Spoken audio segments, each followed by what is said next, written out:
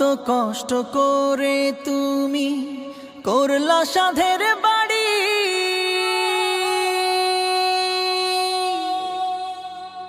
সেই বাড়িতে ঠাঁই হবে না, যাইতে হবে ছাড়ি। মোহ মায়ার টানে তুমি রবের বিধান ভুইল না, মোহ মায়ার টানে তুমি রবের বিধান ভুইল না। যাদের জন্য করলা কামাই, মরলে তারা চিনবে না। যাদের জন্য করলা কামাই, মরলে তারা চিনবে না। যাদের জন্য করলা কামাই, মরলে তারা চিনবে না। যাদের জন্য করলা কামাই, মরলে তারা চিনবে না। আধার ঘরে থাকবে পড়ে, ছাইরা তুমি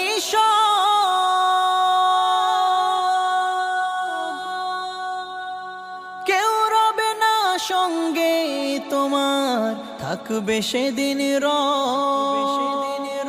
আধার ঘরে থাকবে পড়ে, ছাইরা তুমি কেউ রবে না সঙ্গে তোমার, থাকবে সেদিন মিছে মায়ার এই দুনিয়া, ক্ষণিকের এই ঠিকানা। ধনী গরিব নেই ভেদা ভেদ, মাটির হবে বিছানা।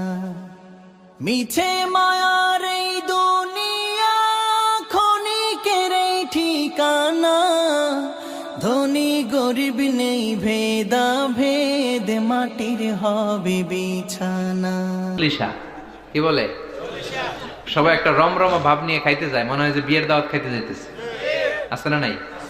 তো যে মরছে আপনি তার জন্য কাঁদবেন, দোয়াই না করবেন, এত খুশি কেন আপনাদের? আপনি খাওয়ান, খাওয়াতে দোষ নাই। আপনি মাইয়াতের রূহের মাগফিরাতের জন্য খাওয়ালে মৃত ব্যক্তির গুনাহ আল্লাহ মাফ করবে, সেটা ঠিক আছে, কিন্তু খাওয়াবেন মিসকিনদেরকে, ইয়াতীমদেরকে, তারা বেশি হকদার। এখন দেখা যায় 40-হাতে মিসকিনদের জায়গা কম, এলাকার পয়সাওয়ালা লোকেরা এসে লাইনে বসে থাকে। আমি দেখেছি যেটা, কিন্তু দরকার ছিল, আমার আব্বা মারা গেছে, এই এতিমখানায় আমি একটা গরু দিয়ে দিলাম, ওরা সারা বছর খেতে পায় না, ওরা খাবে, খেয়ে আমার আব্বার জন্য দোয়া করবে, ঠিক কিনা? আর সবচেয়ে বেশি দোয়াটা কবুল হবে আপনার আব্বার জন্য। আপনি যাকে দোয়া করানোর জন্য আনলেন, উনি কি আপনার আব্বার জন্য কাঁদবে? আর কাঁদলেও এই কান্নাতে আন্তরিকতা কতটুকু, এটা প্রশ্নবিদ্ধ। কারণ উনি আমার বাপের লেগে কান্দে, আমারই চোখ দিয়ে পানি বের হয় না আমার বাপের লেগে। ঘটনাটা এরকম, তাই না? আপনার বাবার জন্য আপনি কাঁদবেন, ভাড়া করে কাউরে এনে কান্না করানোর দরকার নাই। রব্বির হামহুমা কামা রব্বায়ানি সাগীরা, আপনি দোয়া করবেন। ইসলামকে আমাদের মানতে হবে ঠিক তেমন বিশ্বনবী শিখিয়ে গিয়েছে যেমন। বিশ্বনবীর জীবদ্দশায় বিশ্বনবী ওনার প্রথম প্রিয়তমা স্ত্রীকে হারালেন, নাম কি? খাদিজা। এত ভালো